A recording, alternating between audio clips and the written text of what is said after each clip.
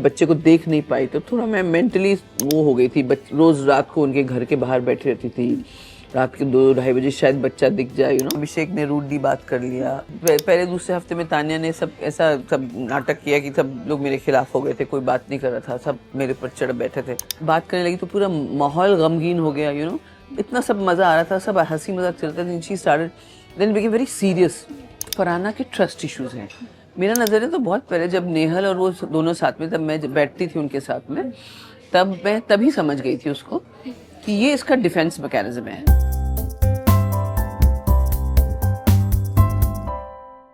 Thank you so much, आपने आपका इतना कीमती समय दिया है हमें। जैसे कि मैंने शुरू में ही कह दिया कि सुपर स्त्री वाली सब क्वालिटी आपके अंदर है। मैम, आपके लाइफ की सुपर स्त्री कौन है? मेरी लाइफ की सुपर स्त्री बहुत सारे हैं।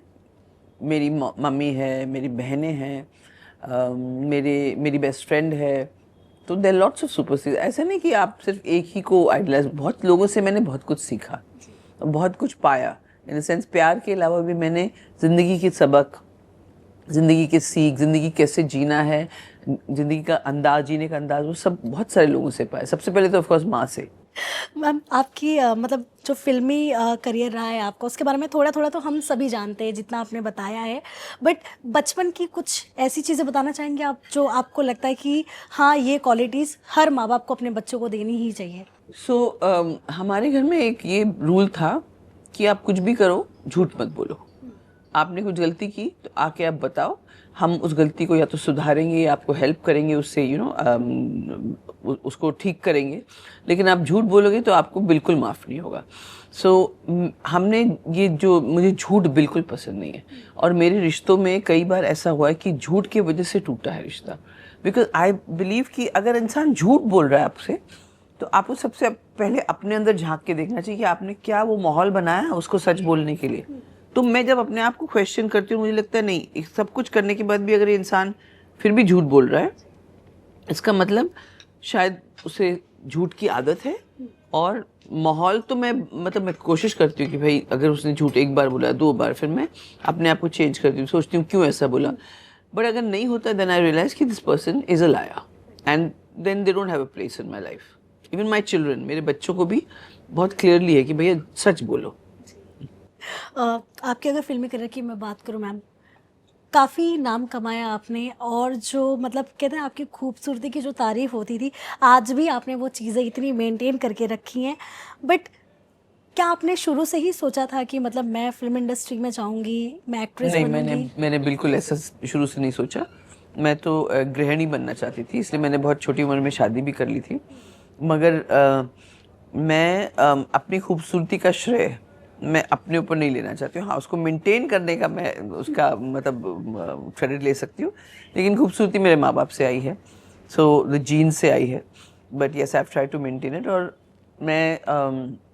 मेरी मम्मी हमेशा कहती थी कि अगर आपको सुंदर दिखना है तो आपका दिल साफ़ होना चाहिए और पेट साफ़ होना चाहिए। सो मैं उन दोनों चीज़ों के ऊपर अमल करती हूँ। पहली बात तो मैं दिल में कोई गिला शिकवा लेके नहीं चलती। थोड़ी देर अगर मुझे गुस्सा आएगा या मैं हर्ट महसूस करूँगी तो मैं इंसान को अपने आप अंदर ही माफ़ कर देती हूँ। तो उससे क्या होता है कि मेरी उड़ान में मुझे तकलीफ़ नहीं होती। मैं ऊंचाइयों पे जा सकती हूँ, because my mind is clear, I am a free bird. So that is how I maintain my खूबसूरती। आपने जो जिक्र किया कि आपने शादी इसलिए की थी क्योंकि आपको गृहिणी बनना था, बट वो जो शादी करने का डिसीजन था, जितना मैंने पढ़ा आपके बारे में, आपके पेरेंट्स खुश नहीं थे आपकी शादी से।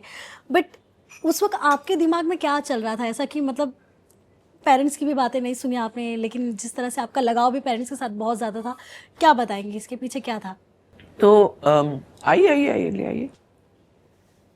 Thank you.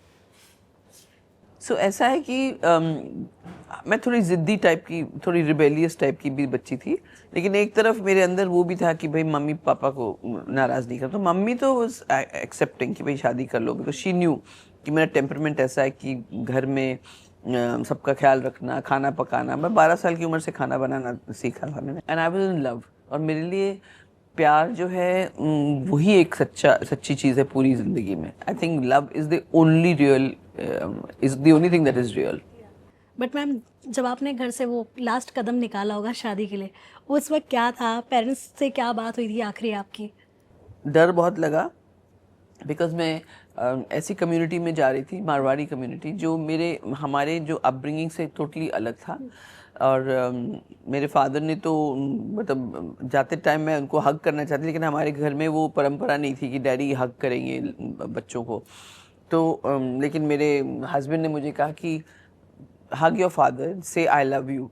तो मैं डैडी की तरफ देखा कि भाई नाराज तो नहीं हो जाएंगे, लेकिन then I hugged him and I said bye. But I was very scared कि I hope I will be able to, मतलब मेरे माँ बाप का नाक नहीं काटूँ मैं उस घर में जाके। एंड आई वांटेड कि उस परिवार को मैं पूरा अपना लूँ, you know, and that's what I did. I mean आज भी मेरे उनके साथ अच्छे रिश्ते हैं। रिग्रेट कब हुआ मैम आपको कि हाँ मुझे शादी नहीं करनी चाहिए थी, थोड़ा टाइम लेना चाहिए था? मुझे ना कभी रिग्रेट नहीं हुआ है। जो भी मेरी लाइफ में हुआ है, मेरे हिसाब से सही वक्त पे सही चीज़ सिखाने के लिए और सही वजह से हुआ है। अगर आज मैं अपनी शादी को रिग्रेट करूं तो मेरे पास इतना खूबसूरत एक बड़ा बेटा है, मेरी बहू है, 2 पोतियां हैं। तो शायद अगर मैं थोड़े और लेट करती तो बच्चा शायद लेट पैदा होता, तो मैं एंजॉय नहीं कर पाती। तो कोई और जो भी जैसे मेरे एक्स हस्बैंड के साथ जो भी डिफरेंसेस थे, आज कोई डिफरेंसेस नहीं है। वो हमने जवानी में ही मैंने उसको सॉर्ट आउट कर लिया, अपना काम करने लग गई, कोर्ट में लड़ाई भी कर ली। आज हम लोग सब एक हैं। तो इट इज़ ऑल, मेरे हिसाब से सब आपका प्रारब्ध है कि आप इस दुनिया में आए हैं कुछ सीखने के लिए, कुछ सिखाने के लिए, कुछ कर्ज उतारने के लिए। तो जब आप इस चीज़ों से गुजरते हैं तो आपको पता होता है कि भाई, I mean you must realise कि समथिंग और the other is being taught to you. तो that is what I believe. So ma'am आप तो कुछ भी नहीं खा रही हैं। शादी के बाद आपने कैसे मतलब सोचा कि मुझे जाना चाहिए इंडस्ट्री में, कुछ काम करना चाहिए? मैंने इंडस्ट्री का नहीं सोचा था, मैं काम करना चाहती थी, बिकॉज आई वांटेड टू कि मेरे बेटे को मैं संभालूं। तो मैं एक्चुअली पहले होटल मैनेजमेंट की ट्रेनिंग के लिए I was working in a hotel जो आज ललित होटल है, वहाँ पे मैंने ट्रेनिंग शुरू किया। साथ साथ मैं मॉडलिंग भी कर रही थी। और वहाँ से जब कोर्ट का केस शुरू हुआ और मैं बच्चे को देख नहीं पाई, तो थोड़ा मैं मेंटली वो हो गई थी। रोज़ रात को उनके घर के बाहर बैठी रहती थी, रात के 2-2:30 बजे शायद बच्चा दिख जाए, यू नो, बिकॉज बच्चा वाज नॉट विथ मी। तो ऐसी हालत में मेरे जो लॉयर थे उस वक्त, सलमान खुर्शीद साहब, उनको मेरी बहन ने बोला कि ऐसे ऐसे वो करे। तो उन्होंने मुझे कहा कि तुम शहर छोड़ के अपनी ज़िंदगी कहीं और बसाओ और ये केस तो चलता रहेगा। Then I came to Bombay. उस टाइम बॉम्बे था वो, मुंबई आई, एक लेटर लेके आई थी। वहाँ के हमारे जो मैनेजर थे शशि पंचोली साहब, उन्होंने लेटर दिया था for me to get a job in Taj. और ताज की इंटरव्यू से पहले मैं असरानी साहब से मिली, उनकी वाइफ से मिली, और फिर उन्होंने मुझे रोल ऑफर किया। तो पहला सीरियल मैंने तब किया। बट वो मुलाकात कैसे हुई आपके असरानी जी से? फ्लाइट पे जब हम लोग तो उनको देखते थे, और आपको पता है उस टाइम तो बॉलीवुड इतना ओपन नहीं था, तो स्टार को देखना तो बहुत बड़ी बात है। असरानी साहब की हमने फिल्में देखी थी। तो मैंने, वो बिजनेस क्लास में बैठे थे और मैं जा रही थी इस इंटरव्यू के लिए। तो मैंने उनको एरोस्टेस को बोला मुझे इनसे बात करनी है। तो ही सेड हाँ, यू नो, एंड असरानी साहब इज़ वेरी स्वीट पर्सन। हाँ, एंड देन ही बोले बुलाओ उनको। फिर मैं गई उनके पास। फिर वो खड़े होके, हम लोग जहाँ पे सब होता है ना, जहाँ केटरिंग का जो सामान, वहाँ, बिकॉज हम लोग काफ़ी देर से बात करते, तो वो बोले चले आइए इधर आके खड़े होके बात करते हैं। तब उन्होंने मुझसे पूछा बहुत सारी चीज़ें। तो उन्होंने बोला कि, मैंने कहा से आपको मेरी वाइफ से कांटेक्ट करना चाहिए, आपकी स्टोरी बहुत अमेजिंग है। उस टाइम वो एक सीरीज़ कर रही थी, मंजू जी। तो मैंने मंजू जी को नेक्स्ट डे फ़ोन किया और उन्होंने मुझे घर पे बुला लिया और मुझसे पूछा कि तुम एक्टिंग करोगी। मैंने कहा हाँ, एक्टिंग मतलब कभी सोच नहीं सकती, हमारे लिए तो ये बहुत दूर के ख्वाब थे। Then she explain to me कि आप कर लो, 4 दिन की बात है, उसमें आपको पता चल जाएगा। तो मैंने कहा मेरी तो नौकरी चली जाएगी हाथ से। तो बोले ये नौकरी नहीं, दूसरी नौकरी मिलेगी, लेकिन ये तुमको मौका मिल रहा है, करो, देखो, शायद ये इसी में तुम्हारा करियर लिखा होगा। And that's how it happened. तो पहला वो शॉट कैसा था आपका जब आप गए वहाँ पे? It was, I mean, I felt like a queen, because तो आसपास इतने लोग, मेकअप मैन, ये वो, फिर कोरियोग्राफी, और सुबह सुबह उठ के 6 बजे मतलब फ्रेश होके मैं डांस रिहर्सल के लिए जाती थी। 8 बजे मेकअप पे बैठना, फिर 9 बजे से शूटिंग शुरू, रात के 10 बजे तक। उन 4 दिनों में मैंने एक आंसू नहीं टपकाया, जबकि उससे पहले हर रोज रात को मैं रोते रोते सो जाती थी। तो दैट मेड मी रियलाइज कि may be this is something I should try, और तब ये शुरुआत हुई। आते रहिए। मुंबई में रहने के लिए कुछ ठिकाना थे आपके पास या फिर? नहीं, कुछ नहीं था मेरे पास, कोई नहीं। मेरे मम्मी के एक पहचान की फैमिली थी, जिनसे उन्होंने ही नहीं मिले थे इतने साल से। उनके पास मैं जाके रही पहले 2-3 महीने। फिर जब काम मिलना शुरू हुआ, फिर मैंने एक पेइंग गेस्ट लिया। 2-3 पेइंग गेस्ट में मैंने मतलब रही हूँ, बस ऐसे ही। और फिर उसके बाद 4 साल बाद मैंने अपना घर खरीदा। But as a paying guest जब रहते हैं तो कई लोगों की अलग अलग कहानियाँ होती है कि जो फैसिलिटी चाहिए होती है वो नहीं मिल पाती है, तो आपका कैसा हाँ, है? पेइंग गेस्ट में क्या होता है कि सबसे पहले एज एन एक्टर आपको पेइंग गेस्ट लोग थोड़ा घबराते हैं। उस टाइम तो पता नहीं था कि फिल्म इंडस्ट्री, अब तो खैर सोशल मीडिया पे सबको पता चल गया फिल्म इंडस्ट्री कैसी है। तो no no no, you can come late, you can this thing. फिर एक दिन लेट आए तो फिर मुझे सुनना पड़ा, अगर मैं शूटिंग कर रही हूँ। तो मैंने उनको समझाया। तो एक आंटी थी, D'Souza aunty, she was very sweet, and तो फिर धीरे धीरे वो समझ बोली, नहीं सब लोग क्या कहेंगे, यू नो ऑल दैट, ये सब हो रहा था। सेंटा क्रूज में रह रही थी। तो उसके बाद फिर मैं बांद्रा शिफ्ट हो गई, बैंड स्टैंड पे। रेखा जी के घर के एकदम पीछे समुंदर दिख रहा था, और मैंने सोचा हाँ, एक दिन मैं ऐसा घर खरीदूंगी जहाँ समुंदर दिखेगा। तो तकलीफ तो होती है, और लेकिन अब मेरे को लगता है कि काफ़ी ओपन हो गए हैं लोग। अब तो एयरबीएनबी भी मिलता है, पेइंग गेस्ट भी मिलता है, सब कुछ मिलता है अभी। उस वक्त ऐसे कहा जाता है, डाइवोर्स का नाम सुनते ही लोगों के दिमाग में अलग अलग थॉट आते थे, और आपने तो कहीं ना कहीं पेरेंट्स से ही मुंह मोड़ कर कहते अपनी जिद पे आपने वो शादी की थी। पेरेंट्स का उस वक्त जब आपने बताया होगा कि हाँ चीज़ें ठीक नहीं चल रही है, क्योंकि कहा जाता है ना मैम कि कहीं भी नहीं जाओ इंसान, लेकिन जब दुख में होता है अपने माँ बाप के पास ज़रूर लौटता है। आपका क्या था उस वक्त? पहले मेरे फादर को बहुत, मम्मी और पापा को लगा कि अरे क्यों शादी टूटी है, एंड थोड़े से वो डिस्टर्ब हो गए थे। लेकिन बाद में आई थिंक वो समझने लग गए कि भाई दुखी रह के, और आई थिंक इसमें सबसे बड़ा हाथ मेरी माँ का होगा। She explain to my father, and then they accepted, and then I went to Bombay. तो वहाँ पे जब काम शुरू किया तो डैडी ने तो पहले 5 साल बात ही नहीं किया कि फिल्म इंडस्ट्री में जाए। उनका मन था कि मैं पढ़ लिख के कुछ करूं। तो शुरू में जब मैं अपने घर से निकली थी, मतलब अपने मैरिटल होम से निकली थी, तो मैं उनके पास आई थी, और मैं वहाँ 6 महीने मैं पढ़ाई कर रही थी, मतलब टूरिज्म के बारे में, ट्रैवल एंड टूरिज्म की पढ़ाई कर रही थी, लेकिन मन नहीं लग रहा था मेरा उसमें। Then I told them, I said no, I think I Delhi जाऊंगी। और दिल्ली में फिर हम लोग ने घर लिया, मेरी बहन और मैंने, छोटी बहन ने। एंड देन वहाँ से जाके फिर मॉडलिंग शुरू की, फिर कोर्ट का केस भी शुरू हो गया, सब ये सब वहाँ से मूव ऑन करके हम फिर बॉम्बे आ गए। बट वो जो शादी जो टूटी थी मैम, उसमें सिर्फ झगड़े तक ही सब कुछ सीमित था, या फिर कहीं ना कहीं जैसे आप कहते हैं ना पहले वाले जो थॉट थे, स्पेशली जो शादीशुदा जो मेंस होते हैं कि मतलब बीवियों पे हाथ उठाना, अब तो खैर काफ़ी कम हुआ है पहले से, वो वैसा कुछ हुआ था? वो काफ़ी संस्कारी उससे थे। मेरे को लगता है कि मुझे लगता है कि उस वक्त उम्र छोटी थी मेरी, शायद वो भी मेरी उम्र से बड़े थे, लेकिन वो भी शायद इमेच्योर थे। तो किसी को ब्लेम नहीं कर सकते कि भाई ये, और कोई मारपीट तो बिल्कुल सवाल ही नहीं है, वो उस तरह की फैमिली नहीं थी वो। बट ये मैंने कहा ना अंबिका, इट्स रिटन कि होना है, तो उसके बारे में ज़्यादा सोच के अब सब ठीक है ना, दैट इज व्हाट मैटर्स।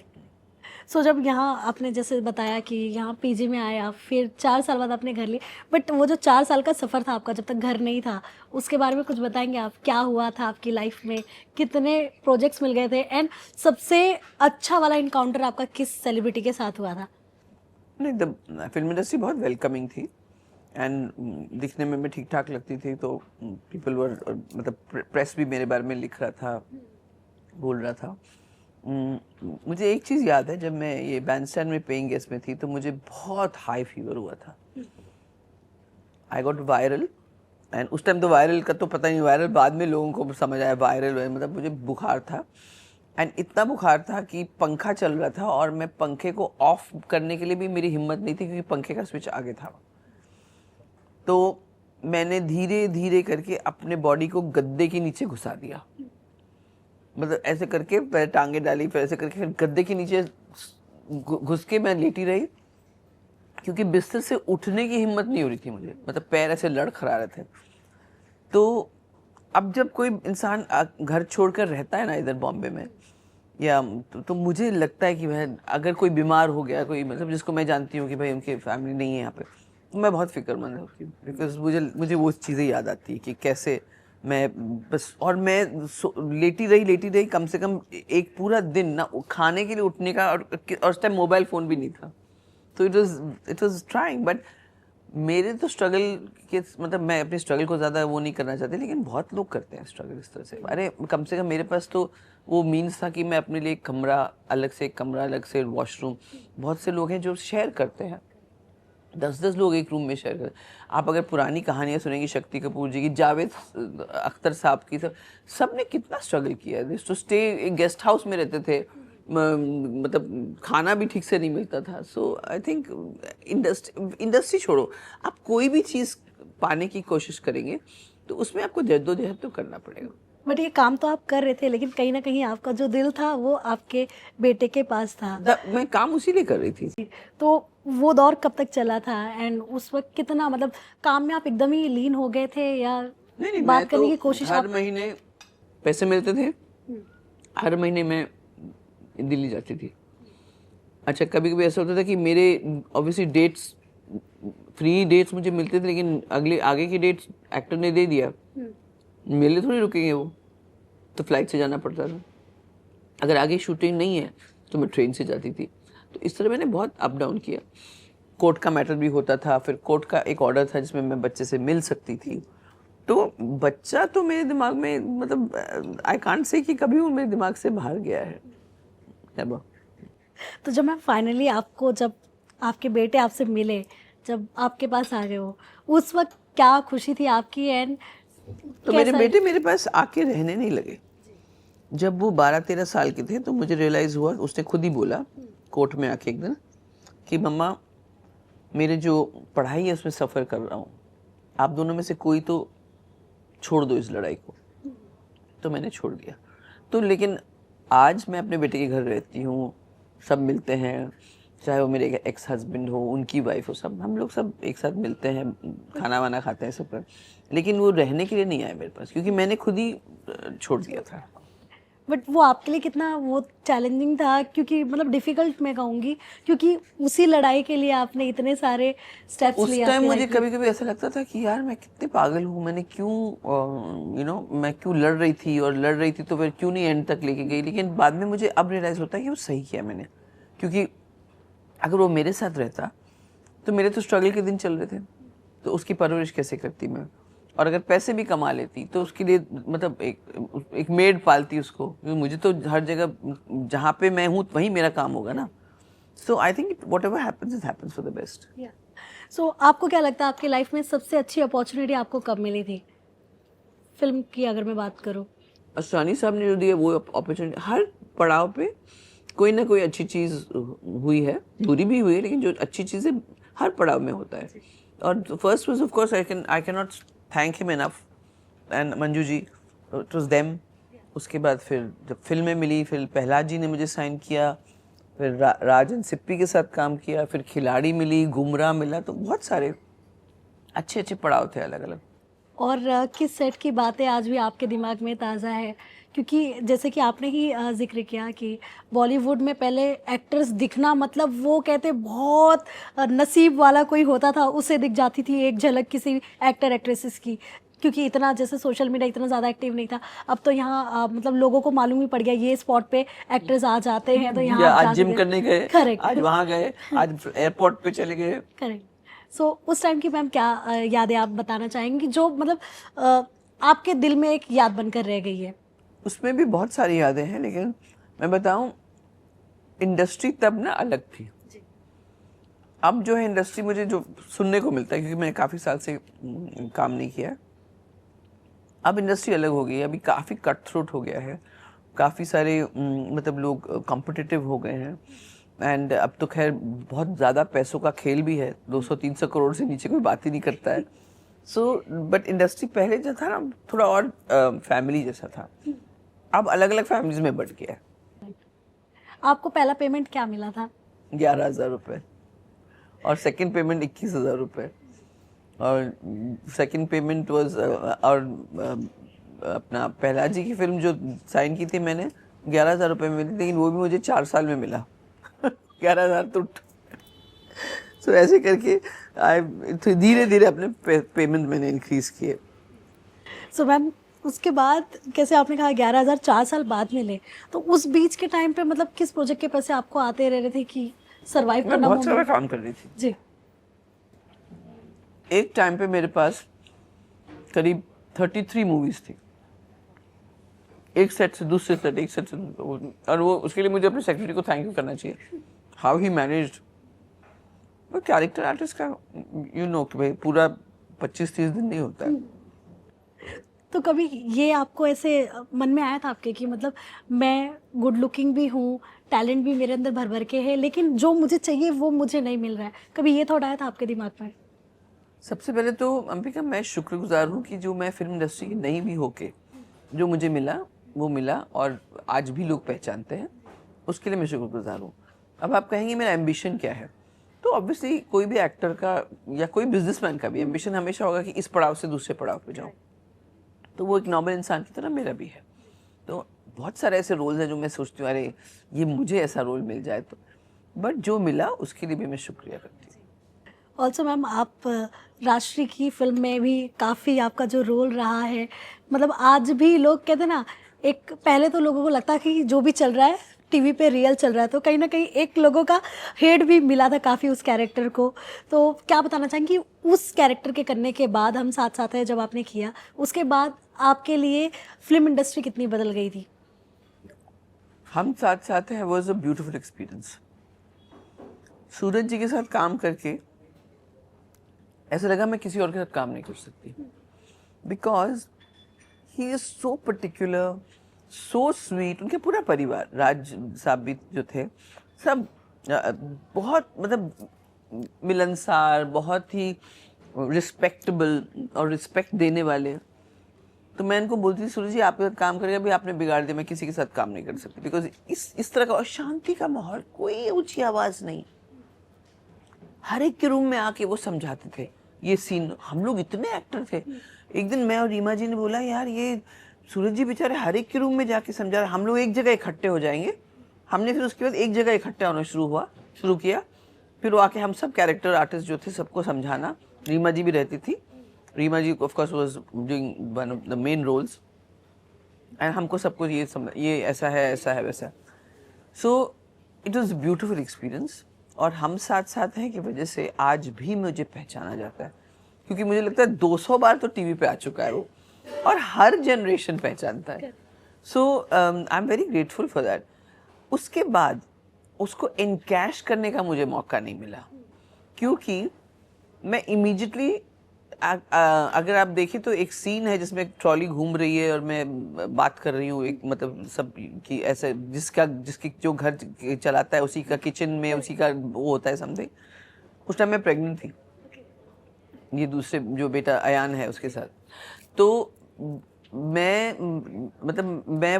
शादी करके मैं चली गई, पिक्चर खत्म, शूटिंग खत्म करके मैं ऑलरेडी अमेरिका में जाके सेटल हो गई।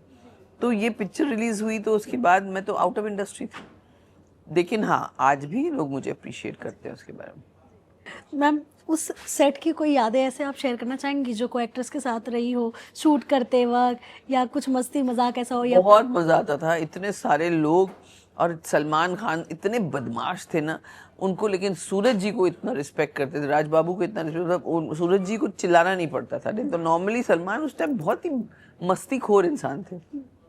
तो it was good fun. Saif, Tabu, अपना मनीष बहल, आई रिमेम्बर करिश्मा, बहुत मज़ा आता था सबके साथ, आलोक जी।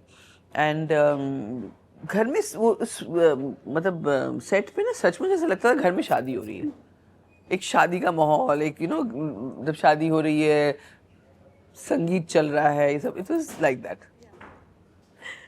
मैम अक्सर कहा जाता है कि जब एक रिश्ता टूटता है तो दोबारा कैसे कहते हैं ना, लाइफ में टेक 2 लेना ज़रूरी होता है कभी कभी।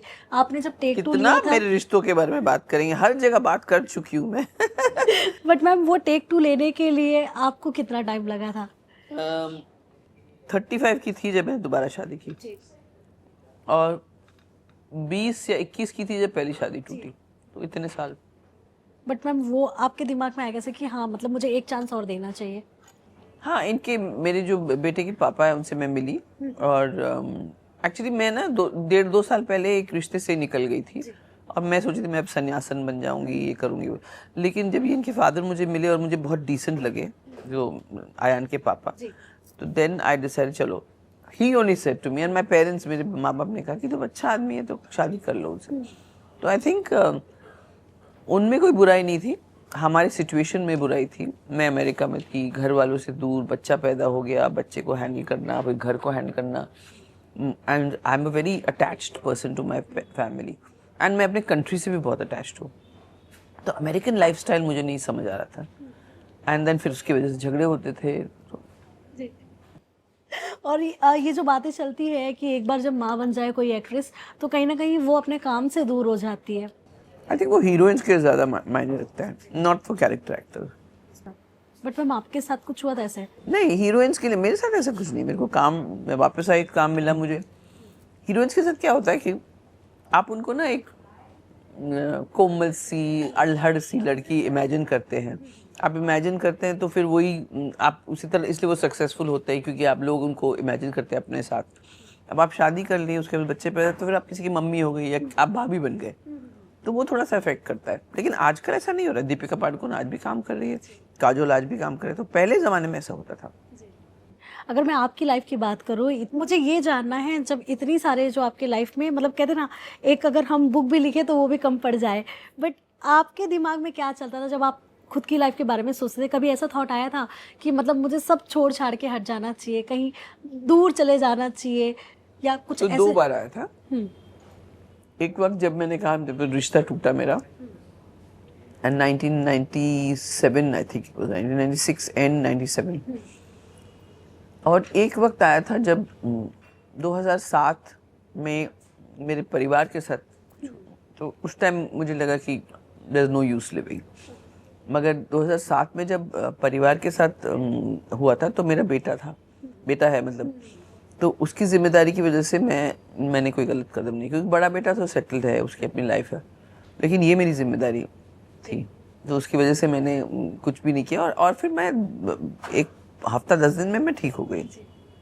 आई am very strong person, and उतार चढ़ाव तो सब लोग देखते हैं, मैंने भी देखा, लेकिन मुझे कहीं ना कहीं दुर्गा माँ से शक्ति मिली, या जिसको कहते हैं कि शिव जी मुझे ब्लेस करते हैं, और मैं बहुत विश्वास करती हूँ कि जो डेस्टिनी है उसको आप चेंज नहीं करते। अगर मुझे लिखा होता उस टाइम चले जाना, तो उस टाइम हो जाता, लेकिन मुझे और बहुत बड़े काम करने थे शायद, इसलिए। हमने हमेशा से ऑब्जर्व किया है, जब भी हम आपसे कोई भी क्वेश्चन पूछते हैं ना, आप एकदम बिना फिल्टर के सारी चीज़ें बता देते हो मैम। तो आपको लगता है कि इतना बोल्ड आंसर देने से कहीं ना कहीं लोग जज भी करते, उस पर कभी आपने सोचा है? मुझे अपनी लाइफ में सिर्फ कुछ लोगों के ओपिनियन इफेक्ट करती है। एक मेरे बच्चों के, मेरे माँ बाप के, मेरे भाई बहनों के, और मेरी बेस्ट फ्रेंड की। बेस्ट फ्रेंड्स या 3-4 फ्रेंड्स हैं मेरे, बाकी मुझे कोई फर्क नहीं पड़ता है, यानी सारे लोग मुझे जानते हैं। अच्छा, इनमें से कोई इंसान अगर मुझे गलत समझे, तो या तो मेरे पास आएंगे और बोलेंगे तुमने ऐसा नहीं करना, फिर मैं उनको समझाऊंगी मैंने ऐसा क्यों किया या क्यों कहा। अगर वो मेरे पास नहीं आते हैं पूछने के लिए, या अपने दिल में ही रखते, तो then that is their problem. तो मैं तो बोलती हूँ अपने बच्चों को भी, तुम्हें मेरी कोई चीज़ पसंद नहीं है तो आके बोलो। अगर नहीं बोलोगे और नहीं पूछोगे और दिल में ही रखोगे, तो फिर then you handle it like that. कभी मैम आपको ऐसे बुलाया जाता था कि आप इस रोल के लिए आ जाइए, जैसे इनडायरेक्टली जो लोग, जैसे कि आप इस इंडस्ट्री से नहीं थी, फिल्म इंडस्ट्री से, तो बाहरी लोगों कई बार लोगों के चपेट में फंस जाते हैं, मतलब आप आ जाइए आपको रोल मिल जाएगा, मतलब in short ma'am casting couch का शिकार हो जाती हैं कई बाहर से आई हुई लड़कियां।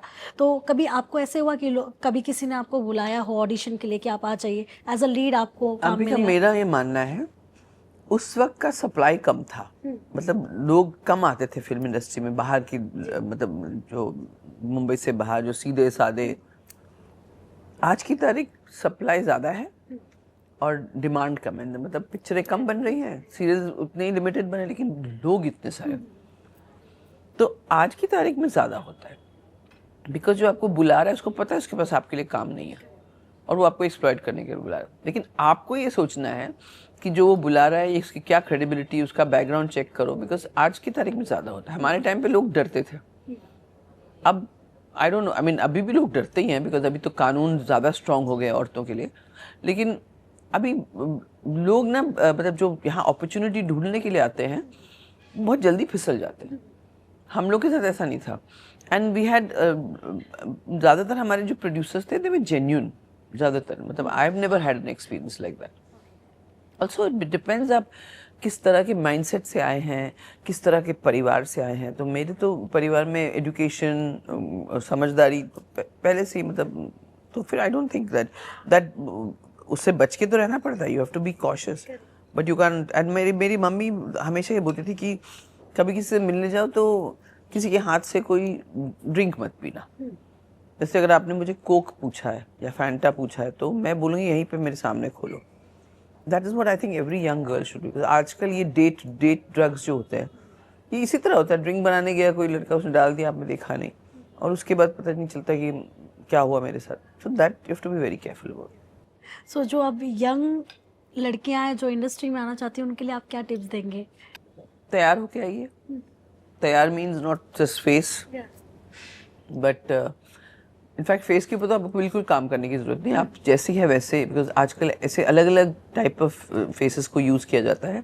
You don't have to look like a typical heroine के जैसे, भाई वही बाल, वही खाइए, वही लिप्स, वही ये, यू नो। तो but you have to train yourself, voice training कीजिए, संगीत सीखिए। संगीत सीखना बहुत ज़रूरी है। भले आप सुर में नहीं गा रहे हो, लेकिन सुर समझना ज़रूरी है। सा रे गा मा पा धा, बिकॉज हर सीन का एक सुर होता है, तो वो सुर आपको पकड़ने के लिए सुर की ज्ञान होने चाहिए। देन नृत्य, आजकल डांस तो वैसे होता नहीं है, फिर भी नृत्य से आपको ताल पकड़ में आता है, आपको समझ आता है कि इस ताल में मुझे बोलना है, या ये ताल है या ये बेताला जा रहा है, you know. So all this helps. तो संपूर्ण जिसको बोलते हैं ना, एक पूरी तरह से कला में सराबोर होकर आप तैयारी करके आइए। डेफिनेटली अगर आपको लगता है कि अरे मैं सर उठाए चल दिए कि मैं जा रही हूँ, मैं ऑडिशन दूंगी, तो आप बहुत लकी होंगे कि आपको एक पहली ऑडिशन में मिल जाएगा। लेकिन आप जब जो कास्टिंग डायरेक्टर्स देखते हैं उनको पता चल जाता है कि ये ट्रेंड नहीं है या इसने अपने ऊपर काम नहीं किया। एंड सेकेंडली मेंटल स्ट्रेंथ बहुत आपको ज़रूरी है, क्योंकि यहाँ पे आज की तारीख में इतने आसानी से काम नहीं मिलता है। ऑल्सो मैम, पॉलिटिक्स तो हर जगह होती है, ऐसे माना ही गया है। क्या इंडस्ट्री जो हमारी बॉलीवुड है उसमें भी पॉलिटिक्स होती है? क्यों नहीं होगी भाई, जब स्टेक इतना बड़ा है तो क्यों नहीं होगा। और सबसे बड़ी बात, अगर मेरे पास कोई 300 करोड़ की फिल्में बन रही तो मैं किसी अनजान आदमी के ऊपर कैसे भरोसा करूँ? मैं उसके साथ भरोसा करूँगी जिसके साथ मैं मिल रही हूँ या मिल रहा हूँ, और जिसका मुझे नेचर पता है, क्योंकि मैं डे नाइट उनको जानती हूँ या पहले काम किया हो। So this not politics, this is called smart playing. कभी आप रिप्लेस हुए हो किसी की वजह से? हाँ, बहुत फिल्मों में, पुरानी फिल्मों में। कोई ऐसा बड़ा प्रोजेक्ट जो सुपर हिट रहा हो, अगर आपको याद हो, जिसमें आप पूरा साइन हो चुके थे लेकिन?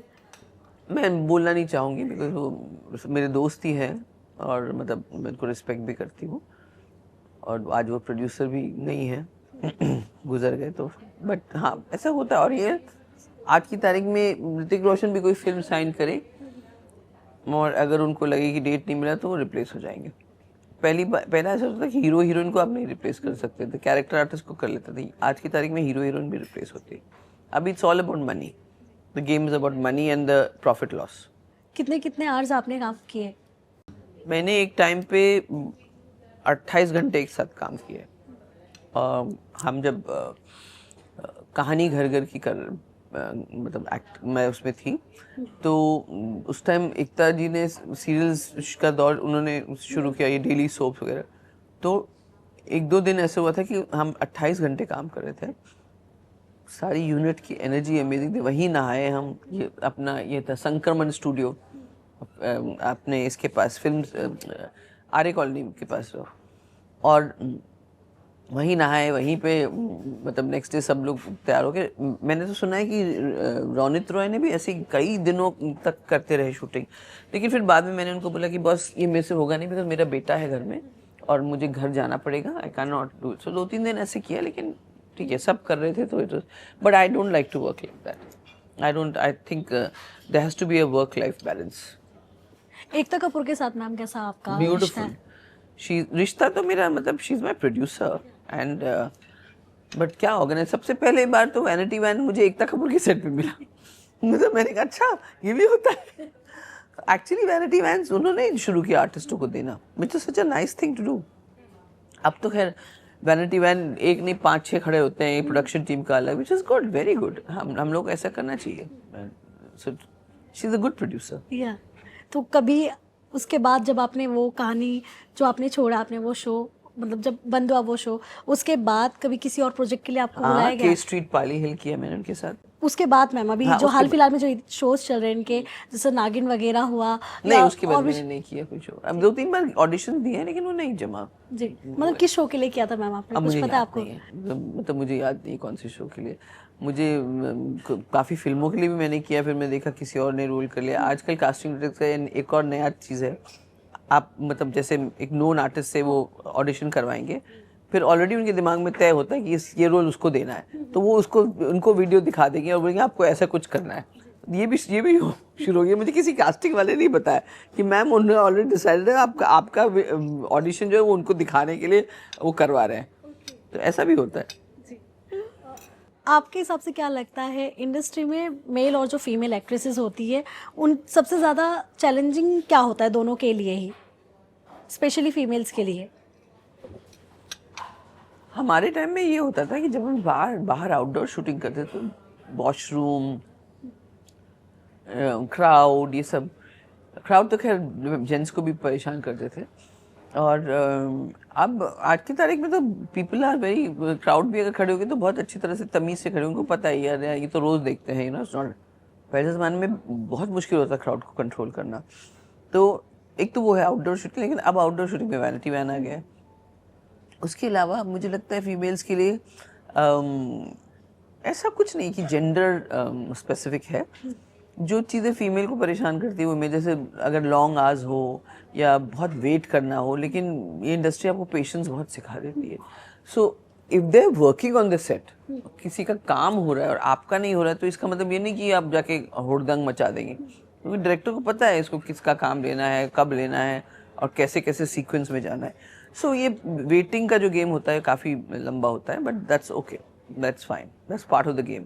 जैसे आपने कहा कि प्रियंका चोपड़ा की कंपनी में आपने काम किया, आपने एक इंटरव्यू में जिक्र भी किया था कि वो बॉस थी आपकी। सो वो दौर किस तरह से शेयर करना चाहेंगी? क्या था वो जब आप वहाँ पे काम पर लगी, और मज़ेदार आपको क्या था। पहले से पता था कि मतलब ये कंपनी किसको बिलोंग करती है? हाँ हाँ, मुझे उनकी मम्मी ने ही बुलाया था।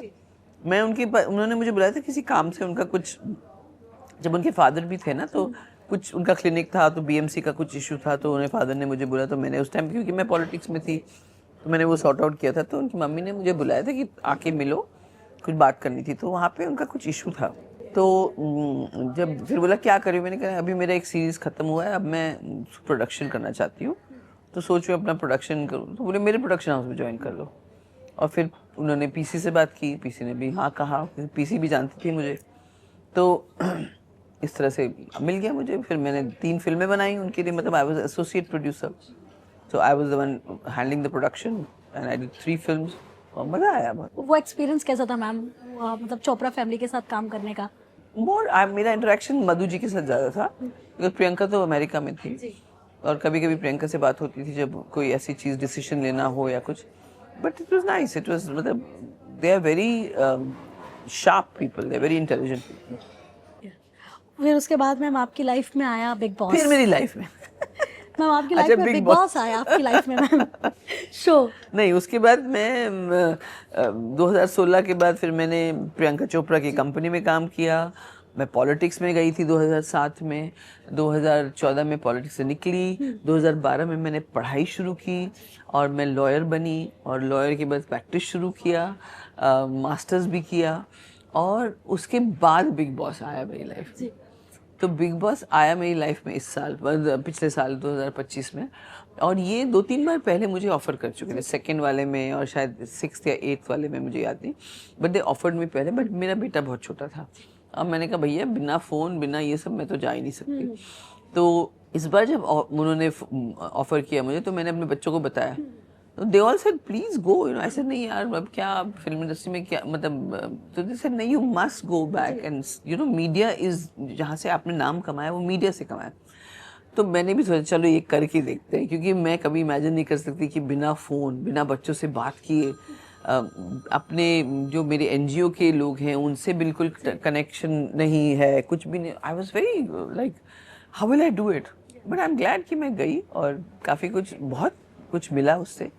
आई मीन पैसे तो मिले, वो तो पेमेंट करते ही हैं, लेकिन जो लोगों का प्यार मिला, जो लोगों से हमको यू नो मुझे कनेक्शन मिला लोगों से वापस, बहुत अच्छा लगा। सो मैम, जैसे कि आपने बताया कि बिग बॉस आपको पहले से ही ऑफर हो रहा था, लेकिन आपने फाइनली इस बार हाँ कहा, बट क्या चीज़ें आप लेकर अंदर गई थी एंड क्या चीज़ें आपने रिसर्च की थी स्पेशली शो को लेकर? कुछ भी रिसर्च नहीं किया था, और उस बात का मुझे दुख है, क्योंकि मेरे पास एक तो टाइम नहीं था। मैं लास्ट 22 अगस्त को अंदर गई हूँ, 20 अगस्त तक तो मैं कोर्ट अटेंड कर रही थी एंड इम्पोर्टेंट केसेस थे मेरे, तो और फिर अरेंजमेंट करना कि भाई सब कपड़े करना, ये करना, तो मेरे पास बिल्कुल टाइम नहीं था। दूसरा, मुझे ये बोला गया था कि आप जैसे हैं वैसे ओरिजिनल रहिए, तो मैंने कहा क्या रिसर्च करना है, जैसे किसी और को देख के थोड़ी मुझे पता चलेगा क्या करना है, क्योंकि वो कैसे हैं, वो कैसे बिहेव करें। और मैं ये सोच के गई थी मैं जैसी हूँ वैसी बिहेव करूँ, क्योंकि मैं ये एक्टिंग नाटक नहीं कर सकती, क्योंकि कितने दिन आप करेंगे, 10 दिन करेंगे, 5 दिन करेंगे। So I said I am going to be myself, and so I was relax like that. कोई रिसर्च नहीं किया, लेकिन मैं कर लेती तो मुझे पता होता कि कैसे होता है वो बिग बॉस। जो लोग उसमें थे तो काफ़ी लोगों को सब कुछ पता था कि ऐसा होगा, फिर 12वें हफ्ते में फैमिली आएगी, फिर इसमें आएगा, ये होगा, मुझे कुछ नहीं पता था। एंड जो भी तो ठीक भी है, लेकिन अगर रिसर्च किया होता तो मुझे समझ आता है कि भैया एक्टिंग करनी है, क्योंकि मैं तो ओरिजिनल थी। ओरिजिनल नहीं होना, आपको एक्टिंग करना है। जाने से पहले अयान ने, आपके बड़े बेटे ने क्या आपको टिप्स वगैरह दिए थे कि मम्मा? नहीं, टिप्स नहीं, दे सेड डोंट वरी। मुझे सबसे ज़्यादा चिंता थी कि यहाँ मैं अंदर जाने के बाद मेरा यहाँ घर का, मेरे बेटे का क्या होगा, you know how will I, कुछ इमरजेंसी होगी तो कैसे पता चलेगा। तो ये सब बातें मैं एंडमॉल वालों से करके आई थी कि भैया कोई इमरजेंसी होगा आप लोग मुझसे छुपाएंगे नहीं, आप मुझे बताएंगे। दूसरा, मेरी मम्मी की तबीयत ठीक नहीं है, तो मैंने कहा मैं मम्मी के बारे में बीच बीच में पूछती रहूँगी, आपको मेरे को इन्फॉर्मेशन देना है। तीसरा, मेरे कुछ केसेस जो चल रहे थे जो बहुत इंपॉर्टेंट थे, मैंने किसी दूसरे कोलीग को हैंड ओवर किया था, लेकिन मैं उसके बारे में खबर लेना चाहती, तो मैंने कहा जब मैं आपको पूछूंगी तो 2-3 हफ्ते में कभी मैंने कुछ पूछ लिया तो वो मेरे को मैसेज करवा देते। मुझे ये फिक्र था कि मेरा बेटा जो अयान है स्पेशली, उसका क्या होगा, क्योंकि घर मैं चलाती थी, इन द सेंस सब देखना, उसके ऊपर इतनी बड़ी जिम्मेदारी, उसके अब बाहर आके मुझे पता चला वो जिम्मेदारी तो थी, लेकिन बाहर का जो मैनेज करना, पीआर और ये और सोशल मीडिया, वो एक अलग ही काम है। कपड़े भेजना, स्टाइलिस्ट को, अ लॉट ऑफ वर्क, मतलब बैकग्राउंड में बहुत काम चलता है। सो बट मेरी फिक्र यही थी, बस बात नहीं कर पाऊंगी, मम्मी को कुछ हो गया तो क्या, दैट वाज ओनली थिंग। बाकी तो मुझे पता था कि भाई लोग बोलते थे खाना नहीं मिलता है, मेरे को पता था मैं कुछ भी सूखी रोटी खा के भी मैं वो कर लूँगी, मुझे ऐसा कोई इतना बड़ा इशू नहीं था। कभी आपको किसी ने ये कहा है कि आप बहुत इजीली माफ कर देती हैं? हाँ। जल्दी? मैंने आपको बताया था ना कि मैं फॉरगिव करना मेरी आदत है, क्योंकि मुझे उड़ान बहुत ऊंची करनी है। आपने कभी किसी पंछी को देखा है कि उसके सूटकेस लेके उड़ रहा है? कभी नहीं, क्योंकि उड़ ही नहीं पाएगा। तो मैं हमेशा विश्वास करती हूँ कि भाई, एंड बोला है मुझे, बिग बॉस में बोला है कि आप इतनी जल्दी फॉरगिविंग, आप होंगे फॉरगिविंग, हम ऐसे नहीं है, ऑल दैट बोला है मुझे। और कभी कभी उससे कमजोरी भी माना जाता है, लेकिन मैं अपनी स्ट्रेंथ मानती हूँ उसको। घर के अंदर आपको सबसे ज़्यादा कभी रिग्रेट हुआ था कि मैं इस शो में क्यों आई ऐसे कंटेस्टेंट्स के साथ? हाँ, बीच बीच में होता था कि मैं क्यों आई, जैसे कभी अभिषेक ने रूडली बात कर लिया, पहले दूसरे हफ्ते में तानिया ने सब नाटक किया कि सब लोग मेरे खिलाफ हो गए थे, कोई बात नहीं कर रहा था, सब मेरे पर चढ़ बैठे थे। तो मुझे रिग्रेट ज़रूर हुआ था कि यार मैं क्या कर रही हूँ, यू नो, लाइक इस उम्र में इतनी इज्जत कमाने के बाद, एक पोजीशन कमाने के बाद, मैं why am I doing this, and you know सब लोग। बाद में मैं धीरे धीरे सबको समझने लग गई, जैसे जैसे समझने लगी ना, मुझे सब मेरे सामने बच्चे लगने लगे, यार इसको ये इशू है, इसको ये इशू है, क्योंकि मैं स्टडी करती हूँ इंसानों को, एंड देन आई स्टार्टेड, इसलिए मैं फॉरगिव करती थी। कि मुझे लगता था कि भाई इस घर में रह के उनके ऊपर भी जो जो स्ट्रेसेस हैं, उनके बैकग्राउंड में जो स्ट्रेसेस चल रहे हैं, किस वजह से वो आए हैं, वो सब लेके वो भी आए थे ना। तो then I started forgiving them. मैं कई बार आपकी बहुत सारे टॉपिक्स को बहुत ज़्यादा स्ट्रेच किया गया, लेकिन तो भी देखा गया आपने वो चीज़ों को लाइटली छोड़ दिया। लेकिन आपका सबसे ज़्यादा जो इमोशनल साइड था देखा गया जब अयान वहाँ स्टेज पर थे। उस वक्त आपने क्या सोचा जब अयान वहाँ आपको स्टेज पे दिखे? सबसे पहला आपके दिमाग में थॉट क्या आया था, क्यों आए हैं अयान यहाँ पे? नहीं, मुझे पता चला कि वो बिकॉज फरहाना ने मुझसे जो जिस तरह की बातें की थी और मेरे करियर पे, और मुझे फ्लॉप एक्ट्रेस बोला, घटिया औरत बोला, जो भी, तो जब मैंने उसको देखा तो ऑब्वियसली एक राहत आई, क्योंकि मैंने अपने बच्चे को 2 हफ्ते बाद देखा, जिसको मैं रोज़ देखती हूँ अपने। तो जब उसने एक्सप्रेस किया और इतने ब्यूटीफुल तरीके से उसने बोला जो बोलना था, किसी को इंसल्ट नहीं किया, इतने इतने मेच्योरली हैंडल किया, तो आई फेल्ट दैट चलो मेरी परवरिश और इसके जो कर्म है पिछले जन्म के, जिसकी वजह से वो ऐसा इंसान है, it is definitely showing, you know. And but the thing is that कि जब वो आया तो मेरा पहला ख्याल ये था कि उसको कितना अफेक्ट हो रहा होगा, या मेरे बच्चों को कितना अफेक्ट हो रहा होगा।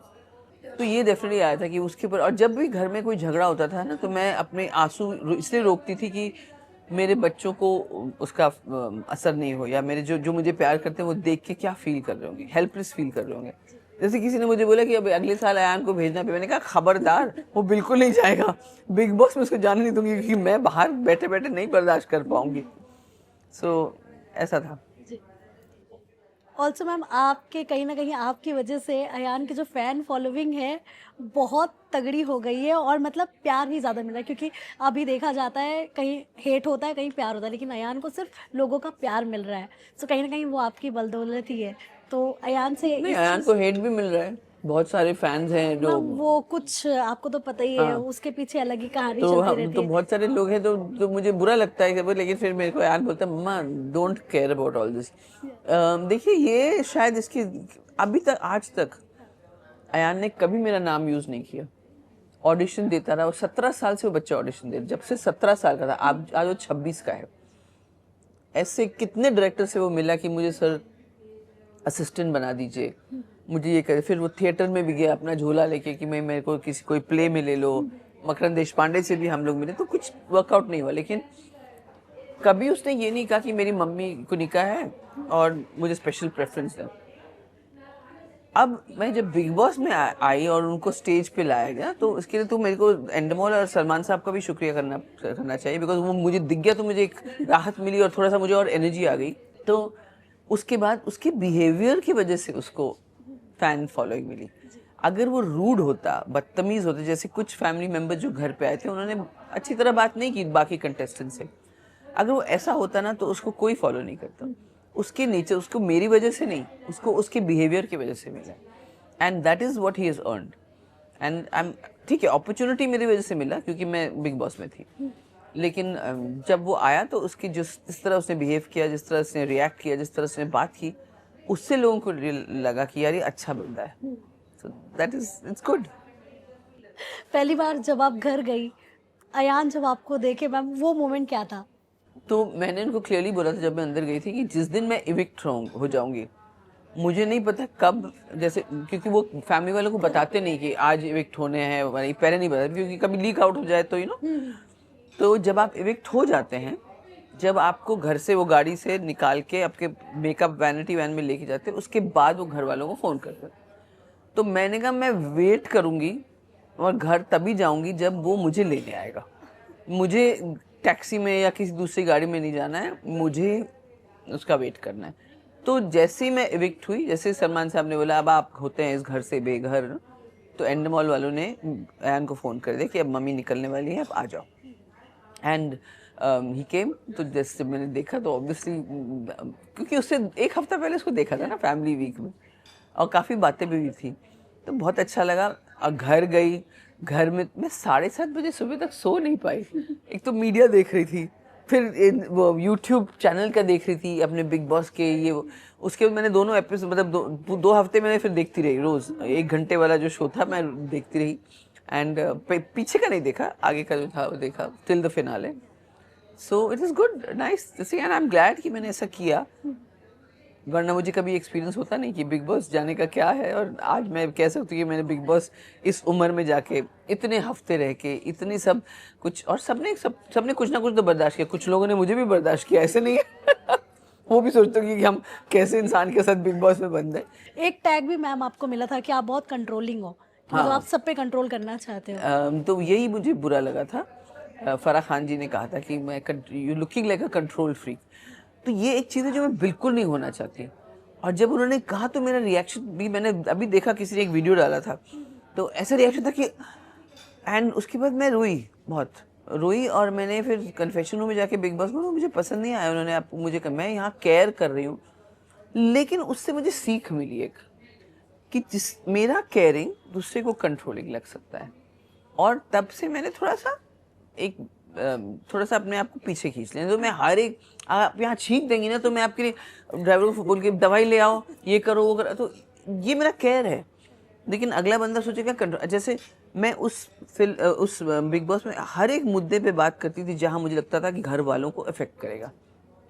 आपस का कोई झगड़ा है तो आई वुड नॉट इंटरफेयर, लेकिन घर वालों को अफेक्ट करेगा या घर को अफेक्ट करेगा तो मैं बोलती थी. नहीं, किसी लड़की को इंसल्ट किया, मैसेज बाहर किया जा रहा है, उन चीज़ों के लिए मैं बोलती थी. मतलब मेरे जो अपब्रिंगिंग में, या जो भी मैं जिस तरह मैंने अपने बच्चों को बड़ा किया, कि मुझे लगता है कि सबको इंडिपेंडेंट होना चाहिए, खाना बनाना आना चाहिए. ये नहीं कि मैं ये काम नहीं करूँगी, कोई काम, डिग्निटी ऑफ लेबर होना चाहिए. मैंने तो कभी काम ही नहीं किया, मेरी मम्मी को बुरा लग रहा होगा देख के. This all stupid conversation, I do not agree.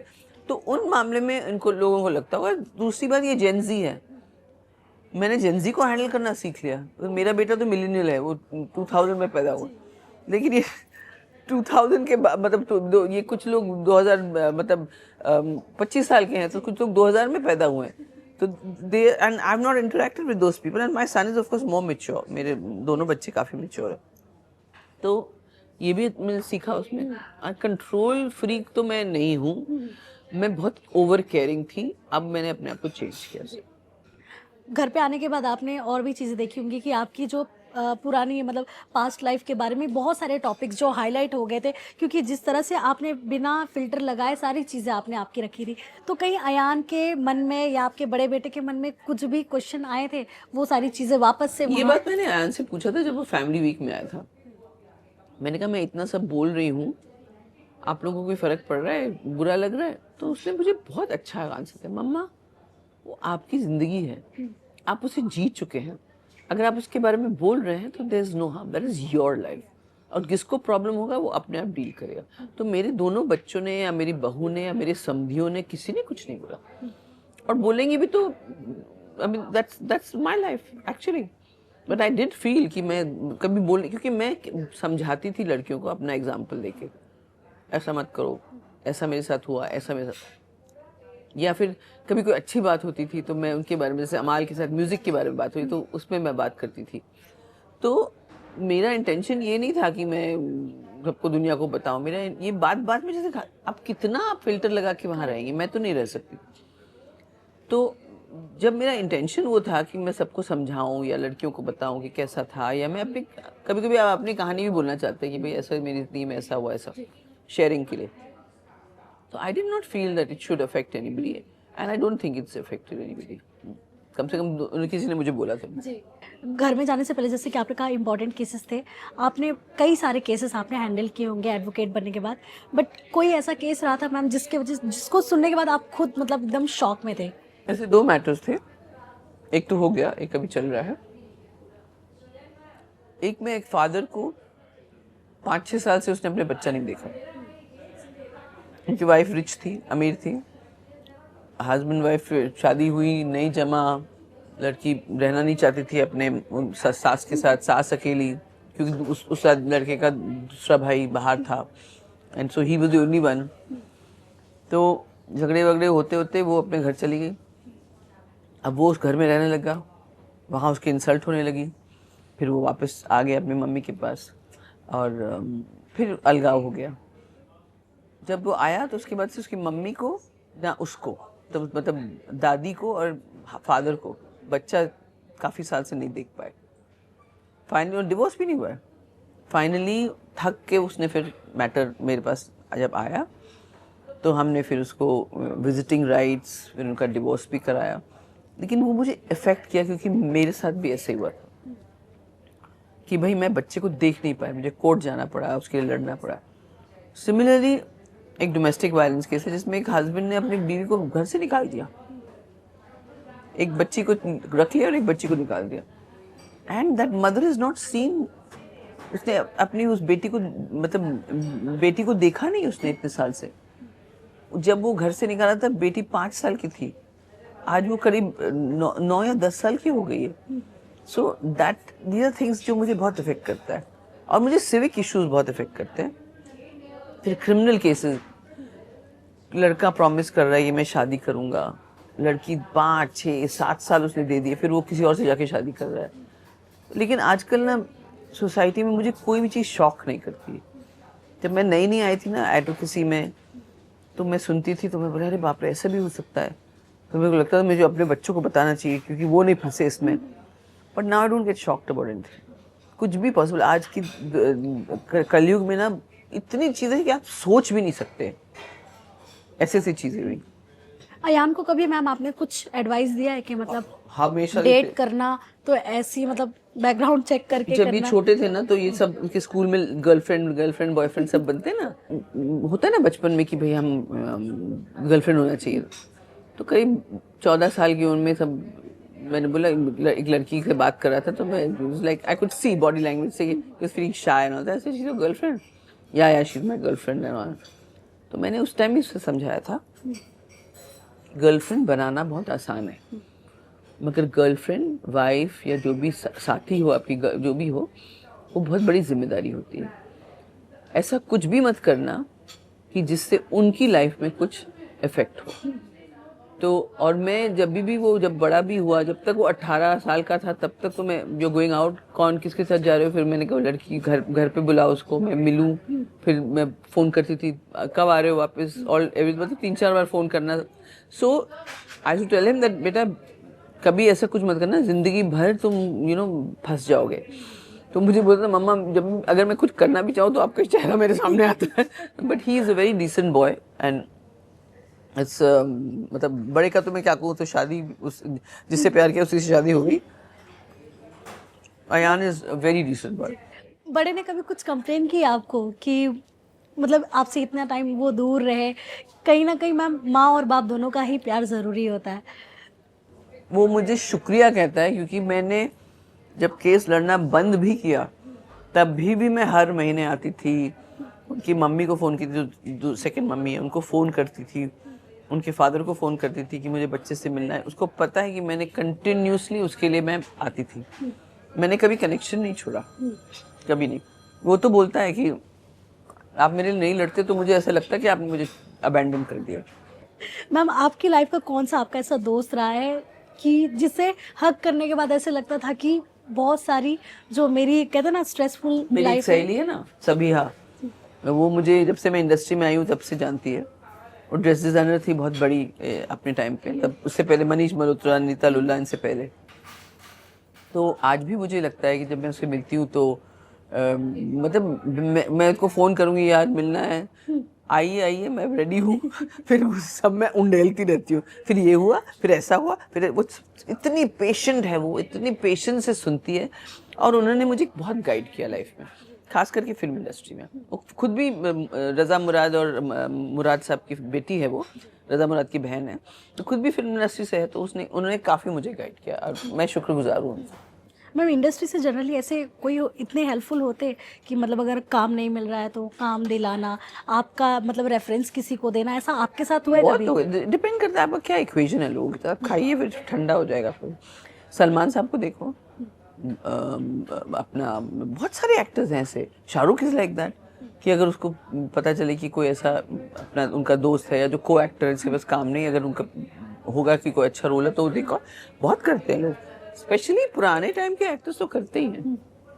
आपके साथ हुआ है कभी ऐसा? अब अजय देवगन जी को देख लीजिए, जो कुमार मंगल जी आज इतने बड़े प्रोड्यूसर हैं, वो उनके सेक्रेटरी थे। उन्होंने बनाया ना उनको प्रोड्यूस। SRK ने कभी आपकी हेल्प की है कुछ, अगर आपको कहीं काम करना रहा हो? नहीं, मैंने कभी हेल्प मांगी नहीं। मैं कभी भी लाइफ में कुछ नहीं कर रही हूँ ऐसी हालत में नहीं थी।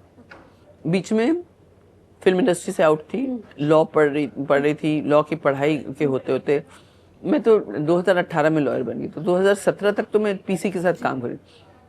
18 में लॉयर भी तो मेरा प्रैक्टिस शुरू हो गया।